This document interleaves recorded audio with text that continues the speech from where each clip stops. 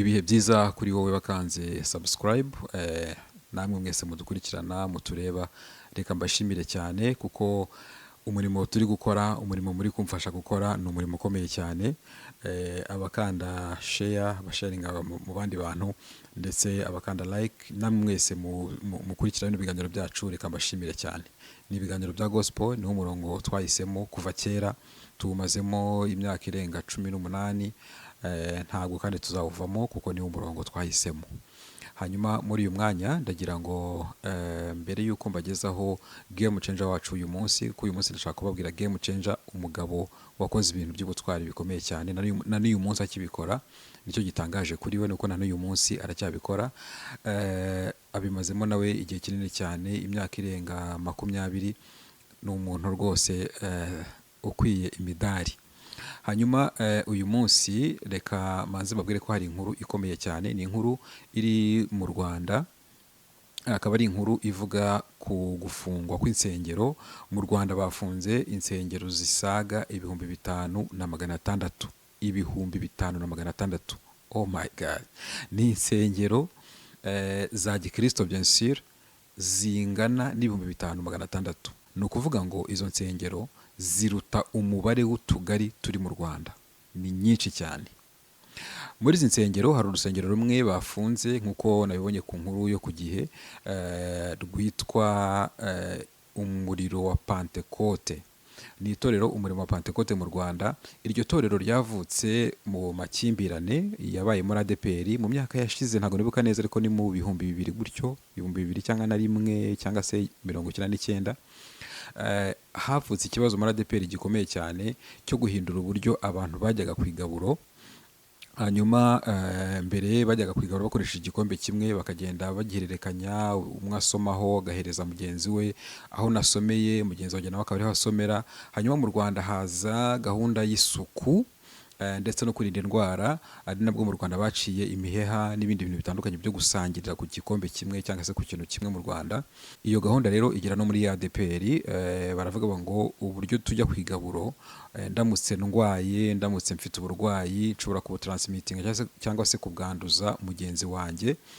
Haza gahunda y'udukombe, bayise ngo n'udukombe, ku buryo buri wese niba tugiye ku igaburo, buri wese afata agakombe ke akagakoresha akagasubirayo.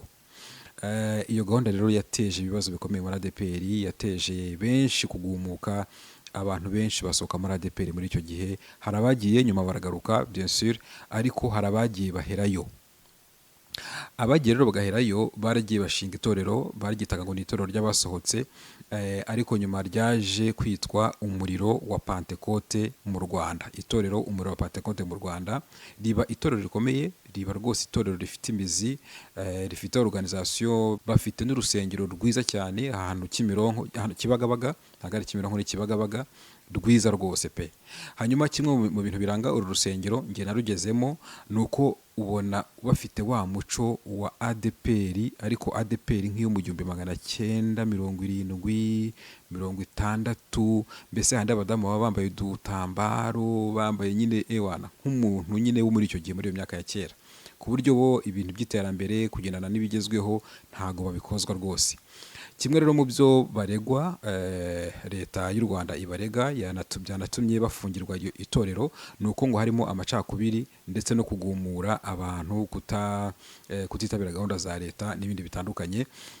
Ibyo rero nibyo byatumye rifunga. Hanyuma riri muri ayo matorero yose 5,600 atujuje ubuziranenge yafunzwe mu Rwanda. Yes, ubwo rero nizere ko abantu babishinzwe, abantu bashinzwe kuvugira amadini, kuvugira abihayimana, nzi ko baba muri za forum, harimo za alliance n'izindi. Ubwo twizere ko icyo kibazo kiza gukemuka rwose. Izo nsengero ubundi ni nyinshi cyane. Yes, reka rero twinjire mu kiganiro cyacu cy'uyu munsi. Uyu munsi nabateguriye umugabo, ni umugabo w'igihangange cyane. Mu minsi ishize namuvuzeho kuri Facebook yanjye, ariko nta kiganiro kuri YouTube namukozeho. Niyo mpamvu ngira ngo tumuganireho, namwe muze muri comment mugire icyo mutubwira, mugire icyo mumuvugaho, mugire icyo mumubwira nawe, kuko akeneye kumva niba kuko icyo asavinga abantu mukibona. Uyu mugabo nta wundi yitwa Eddy Kamoso. Eddy Kamoso yaduhaye ibintu byinshi na n'uyu munsi aduha ibintu byinshi. Akaba yarinjiye kuri radiyo, niho yinjiriye kuri radiyo yitwa Radio 10 mu kiganiro Imbaraga mu guhimbaza muri 2004 2005. Muri iyo myaka kandi nibwo mu Rwanda hari haje radiyo ya mbere yigenga itari radiyo Rwanda, radiyo donc yari privé. Iyo nta ni Radio 10 bien sûr, niyo yaje bwa mbere izana abanyamakuru bafite ibiganiro bitandukanye, abanyamakuru bafite ibiganiro byiza, abanyamakuru bafite vibes zitandukanye nizo kuri Radio Rwanda. Nibwo twumvishe abanyamakuru bakomeye muri kira gihe, murabazi ntago nabarondora bose, ariko murabazi abanyamakuru bo kuri Radio 10. Hanyuma muri abo banyamakuru bose hari harimo na Eddy Kamoso. Eddy Kamoso we yagiye kuri mikoro za Radio 10 agenda avuga gospel, agenda avuga ibiganiro by'Imana, agenda avuga donc Imana, avuga Yesu, avuga imbaraga z'Imana, cyane cyane avuga imbaraga ziri mu guhimbaza.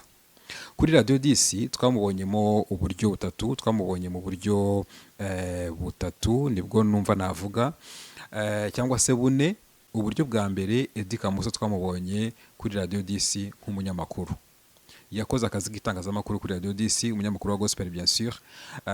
Akora umurimo w'umunyamakuru, akora promotion z'abahanzi, akatubwira amakuru yabo, akatubwira ibiterane byabo, akatubwira donc amateka yabo. Nibwo twamenya abahanzi barimo nka Soaz nzi ko yamenyekanye mu Rwanda, kuko Soaz n'abahanzi bamenyekanye mu Rwanda, iri groupe iririmba neza cyane. Twayimenye mu Rwanda cyane cyane kubera uyu mugabo witwa Eddy Kamoso.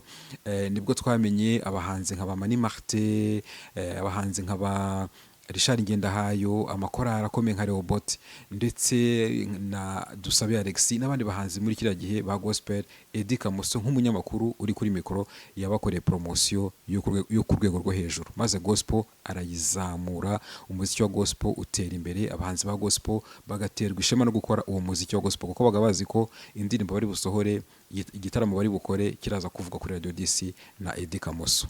Nk'umunyamakuru yarabikoze kandi abikora neza. Eddy Kamoso kandi twamubonye kuri Radio 10 worship leader, donc nk'umuntu uyobora kuramya no guhimbaza kuri radio.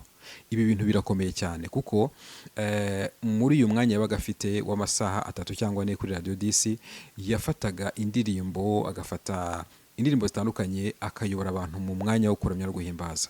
Donc akaba worship leader, akaba agafasha imitima itentebutse, agafasha imitima icitse intege, agafasha abantu kuzamuka mu bwiza bw'Imana, agafasha abantu kuzamuka mu mwuka wo kuramya no guhimbaza, agafasha abantu kugira transformation spirituelle, donc guhinduka.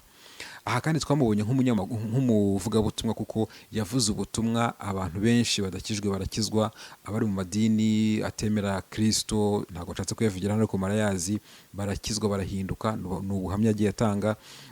Avuga ubutumwa, abanyabyaha barabireka, abasinze babivamo. Avuga ubutumwa, mayibobo zirakizwa, abantu nyine barahinduka, igihugu kiratitira kubera Eddy Kamoso n'ubutumwa yavugaga kuri Radio 10. Yabaye umuvugabutumwa mwiza. Ubwo ni ubwa gatatu, kuko yabaye umunyamakuru mwiza, aba worship leader mwiza, ndetse aba n'umuvugabutumwa mwiza. Eddy Kamoso ntabwo ari byo gusa ko navuze bine, ikindi kinakomeye cyane, ntange nagerageje kikanga. Eddy Kamoso yabaye umuhanzi. Wow! Ni umuhanzi uririmba injyana za Africa cyangwa se Afrobeat, kuko aririmba injyana ya reggae, aririmba neza, akaririmba injyana ya rumba n'indirimbo zo muri Kongo, indirimbo zo muri Kongo muri rusange, akaririmba neza cyane mu ijwi rye rituje, mu ijwi rye ryiza, akabikora neza. Yaduhaye indirimbo nyinshi cyane, yakoze album, arayisohora aba i Burundi, kuko yagiye i Burundi avuye mu Rwanda kuri Contact FM, yabanje kuri Radio 10, nyuma ajya kuri Contact FM, nyuma yimukira i Burundi.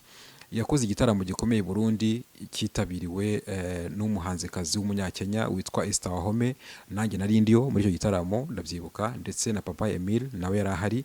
Cyari igitaramo cyiza cyane kandi gikomeye, nyine cyo ku rwego rw'umuhanzi ukomeye mu gihugu cy'u Burundi. Hanyuma agaruka mu Rwanda 2015, asubira kuri Radio 10, n'ubundi ibyo yakoraga n'ubundi arakomeza arabikora. Usibye ko yagarutse bien sûr, game yarahindutse, hari amaradiyo menshi avuga ibya Gikristo, hari abahanzi benshi, hari donc mbese ibintu byarahindutse, yaje ibintu byarahindutse bitakimeze nk'uko yagiye bimeze, ariko yaraje n'ubundi asubira kuri Radio DC mu kiganiro imbaraga mu guhimbaza, na n'uyu munsi aracyagikora. Eddy Kamoso rero ni umwe mu bantu njye navuga ko abantu benshi bamwigiyeho kandi bamwigiyeho ibintu byinshi.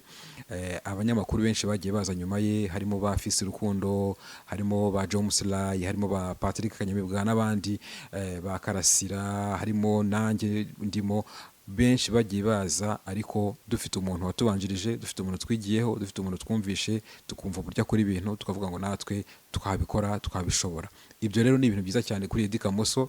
Ikindi kintu abantu bazi kuri Eddy Kamoso, ni umwe mu bagabo cyangwa se mu banyamakuru njyewe nakwemeza ko mu Rwanda mu banyamakuru nabashije kumva, nabashije gukorana nabo, nabashije kugendana nabo, ni umwe mu banyamakuru bafite ijwi riri strong, donc ijwi ryiza kabisa, ijwi avuga kabisa ukumva wow.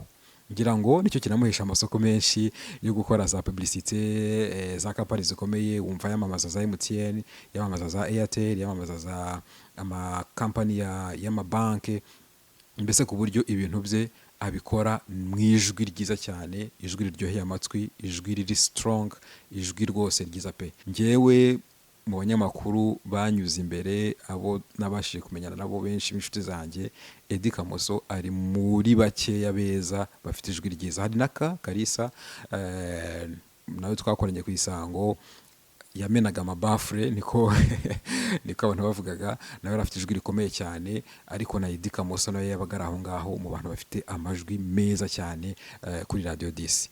Reka rero mbashimire cyane, kandi mbasabe mukomeze mukande subscribe, mujye muri comment icyo mubwira Eddy Kamoso, mukimubwire icyo mumwaturireho, mukimwaturireho, kuko yadukoreye ibintu byiza kandi yaduhaye ibintu byiza. Mugire ibihe byiza, mukomeze mugubwe neza, bye bye.